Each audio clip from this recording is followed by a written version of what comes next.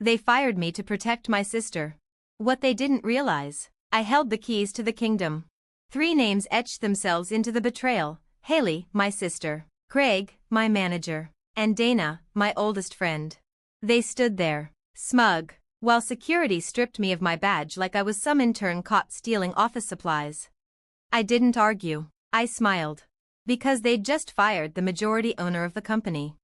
If you've ever been underestimated, betrayed, or blindsided by the people closest to you, this story is yours.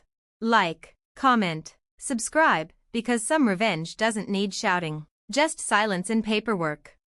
6 months ago, I was Noah Green, 32, quietly working IT at a mid-sized manufacturing firm in Louisville. The guy they called when the Wi-Fi glitched or the projector froze during board meetings. Invisible until something broke. Haley? She got the job because of me. I prepped her, vouched for her, trained her, fresh out of grad school and full of promise. Then she started dating the COO's nephew, and everything changed. Suddenly, I was cut out of project emails, my system access revoked, my responsibilities quietly reassigned. And then, the killing blow. A fabricated report accusing me of leaking client data. Filed by none other than Haley.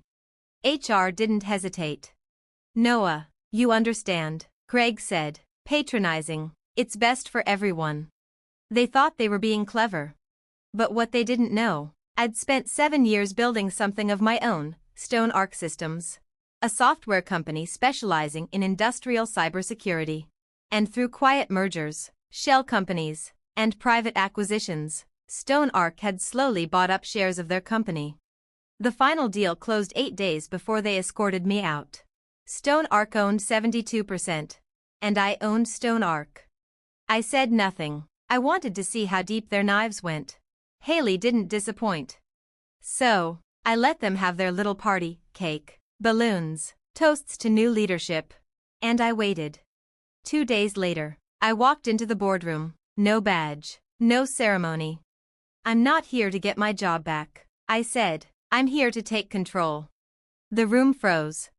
Haley waltzed in wearing a $3,500 emerald dress, beaming like a queen. Dana stood beside her, giggling behind champagne.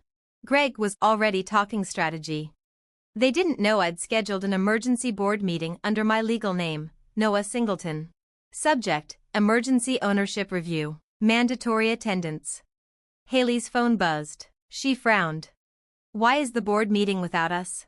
Craig shrugged. Probably your CTO promotion. She smiled. That smile wouldn't last long. When I entered the boardroom, silence greeted me. Haley's jaw dropped. Dana spilled her drink. Our uncle, the CEO, squinted. Noah, what the hell are you doing here? I didn't answer. Just walked to the head of the table and sat down, calm, unbothered. Then I handed an envelope to the company's attorney. These are the updated ownership documents. I suggest you read them aloud. The lawyer opened the folder, skimmed, and paled. According to this, he said slowly, Stone Arc Systems has acquired a 72% controlling interest in the firm. He looked at me, and you are its sole owner. Silence, thick and stunned. This is a joke, Haley hissed. He's bluffing. I locked eyes with her. Correction, I was your IT guy. Now I own the power grid you plug into. Dana stared like I'd come back from the dead. Uncle Thomas rose, furious. You manipulated us. No, I said. I learned the game from you. I just played it better. Haley's hands shook. Craig went pale. And me? I leaned back in the chair that now belonged to me. Then gave them the only thing they didn't see coming, silence. Then Mr. Clark, a senior board member, cleared his throat. Noah, are you saying you've been acquiring this company piece by piece for years? I gave a small nod. Exactly. 5 years of silence while they mocked me, overlooked me, shoved me into the shadows. I was buying the company, 1 share at a time. Haley slammed her hand on the table. This is absurd. You were the guy in the corner. You didn't even talk in meetings. How could you do this? I met her glare head-on. Because while you were busy chasing job titles and gossiping by the coffee machine, I was building a legacy. The board's lawyer confirmed every detail. The documents were airtight, legal, binding, Irreversible. And then, I dropped the second bomb. I'm not just here to own the company, I said, rising from my seat. I'm here to clean it up. I slid a second folder across the table. Thicker, heavier, fatal. Inside, email chains, altered records, internal messages, and a falsified report. At the very top, Haley Green's name. She lunged for it, flipping through the pages like she could will them blank. This is revenge, she spat. You're doing this because I rose faster than you. No, I said, voice even. I'm doing this because you lied. You sabotaged someone who once protected you. And because this company deserves better than backroom politics and fake loyalty. Dana's voice cracked next. Noah, we've been friends since high school. Please, don't do this. I turned to her, unblinking. Real friends don't sell you out for a corner office. You made your choice, Dana. Now you live with it. The board had no say. I owned 72% of the company. I was the board now. 10 minutes later, the vote passed. Haley, Dana, Greg, officially removed. But I wasn't finished. From my briefcase, I pulled out 3 sealed envelopes, walked to each of them, handed them over. Your severance packages, I said. Consider these your final paychecks. Haley's voice broke. You can't just erase us. I stared through her. You erased me the day you let HR march me out like a thief. This is just balance. And with that, I turned and walked out of the boardroom, calm, steady. For the first time in years, every eye followed me. If you've ever been counted out, quietly built your own power, waited for the moment when truth needed no defense, hit subscribe. Because this wasn't revenge. This was the reset. And it wasn't the end. It was just the part where they realized I was never the underdog. As I reached the boardroom door, I paused and looked back. Oh, and the company retreat in Bice next month? I said, with the faintest smile. It's still happening, just not with you. I thought it was over. But I underestimated what desperation can do to people who've lost everything. 3 days later, the calls began. No voice, just silence, cold, heavy, intentional. Then came the emails, untraceable addresses, filled with veiled threats, wild accusations, fake legal notices. At first, I dismissed it all, noise from the bitter and broken. Until someone broke into my condo. Nothing stolen. But my encrypted laptop had been powered on, accessed, files moved. A message, clear as day. I checked the building's security logs. Someone had used an old internal access badge, one from my IT days. Only 2 people still had back-end clearance to that system, Haley and Dana. That's when it hit me. They weren't just angry. They were unraveling. I later found out Haley had tried to launch a startup, using stolen code, our proprietary software. But when investors ran a background check, her name lit up with red flags. She was blacklisted. No firm would touch her. Dana didn't fare better. She applied to a competitor. They passed, without even calling. Not because I sabotaged them. But because they'd already burned every bridge on their way down. They thought I ruined their futures. But I hadn't said a word. They just didn't know how to lose quietly. Then came the final act. Our company's annual shareholder meeting, my first as majority owner. Media coverage, packed room, investors, cameras, projections up, profits high. I stepped on stage, ready to speak. And then, and Noah Green is a fraud. The voice echoed from the back of the room. Haley, marching down the aisle like a fallen empress, heels echoing like gunfire, waving a thick folder. This, she shouted, holding it up, proves his company was built on stolen code, fake front companies. He doesn't even own green tech legally. Gasps. Cameras turned. Murmurs swept the room. Board members shifted. And all eyes landed on me. I didn't flinch.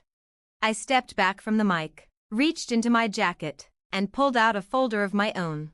One wrong move, and a decade's worth of work would go up in flames. The moderator turned. Mr. Green, do you have a response? I stepped forward. Calm, steady, cold. Then I smiled. Yes, I said. I was actually hoping Haley would show up today. Because I brought something too. I held up a sleek black folder. Inside, proof. Recorded calls, traced bank transfers, emails, every piece of her deception. How Haley bribed a former employee to forge documents and plant false claims against me. What she didn't know. I'd set the trap weeks ago. A fake file, buried deep in the archives, labeled, ownership vulnerability, confidential. I knew curiosity and desperation would make her bite. I played a 14-second audio clip through the room's speakers. Her voice, cold and calculating, filled the air. If we leak this, it'll destroy him. Doesn't matter if it's real. By the time he proves it's fake, the damage will be done. Gasps rippled through the room. The moderator's face drained of color. A senior board member muttered, "Oh my God." I locked eyes with Haley. "You taught me how to survive office politics," I said. "I just learned how to win." Security approached her. She tried to speak, but no one was listening. They watched as she was escorted out. Slowly, applause started. Quiet at first, then louder. Cameras flashed, not for scandal, but for justice served. I stepped back to the podium. "This company was born in silence and betrayal," I said. "But starting today, it will stand for something else: transparency, integrity, and earned success." I thought that was the end. But the next morning, I found an envelope on my desk. No return address. Just a gold-embossed seal, one I hadn't seen in over a decade. My hands froze. Inside, a single handwritten note. "We know who really funded Stone Arc Systems. You're not the only ghost in this story. Let's meet, D." My heart stalled. Only one person ever signed notes that way. Daniel Carter. My ex-business partner. The man I thought died in a fiery car crash 15 years ago. If he was alive, everything I thought I owned might not be mine alone. See, when I first built Stone Arc, before it became a holding giant, Daniel and I were just two broke tech junkies coding in a storage unit after shifts at an electronics store. He was brilliant, ambitious, but reckless. He wanted shortcuts, I wanted foundations. Back then, he tried selling our earliest software to a foreign buyer, someone flagged on every federal watch list. I walked away. He disappeared. Or so I thought. But if he's back, my next battle was coming fast. Daniel's car had gone off a bridge one rainy night in Nashville. No body, just wreckage, empty driver's seat. I mourned. Moved on. Built Stone Arc from scratch. Or so I believed. That letter changed everything. I followed the instructions to an abandoned warehouse on Louisville's edge. Midnight, fog hugging cracked pavement. I parked, waited. He was there. Same smirk, same black leather jacket. Like he hadn't vanished for 15 years. "Long time, Noah," he said, stepping from shadows. "I thought you were dead." He laughed. "Almost, but watching you run the company solo gave me a reason to come back." Then he tossed a flash drive at my feet. "What's this?" "Proof," he said, "that your shell company, the one owning everything, was originally seed funded through an account I set up, which means I own 49% of Stone Arc." My stomach twisted. "That's impossible. You were gone. You signed everything over?" "I forged the signature," he cut in, eyes gleaming. "And now I want in. Half the profits, half the power." He leaned close. "Or I go public. The board, the press, your investors, I burn it all down." His threat hit hard. I'd just silenced betrayal. Rebuilt my reputation. Now this ghost from my past lit a match. But I didn't flinch. I looked him in the eyes and smiled. "You didn't come back for power," I said. "You came back because you're broke." His smirk faltered. "You wouldn't wait 15 years if you had anything left. That flash drive? A bluff." He stepped forward. "Wanna bet?" I reached into my coat and handed him a folder. "I already knew you were alive. I've been tracking the offshore account you used to fund Set since last year, and I bought it 6 months ago." He blinked. "You what?" "You used a dead man's account," I said. "And I used it to bury you, legally. You don't own 49%. You don't exist on paper anymore. Suddenly, warehouse security lights snapped on. A private legal team emerged from the side door. Daniel stepped back. You set me up, he whispered. No, I said, calm. I finished the story you tried to erase. He said nothing. No threats. Just silence as my attorneys escorted him out. I stood there, breathing deep. For the first time in years, I wasn't fighting shadows. I wasn't surviving betrayal. I was free. The next morning, back in my office, I pulled out an empty picture frame.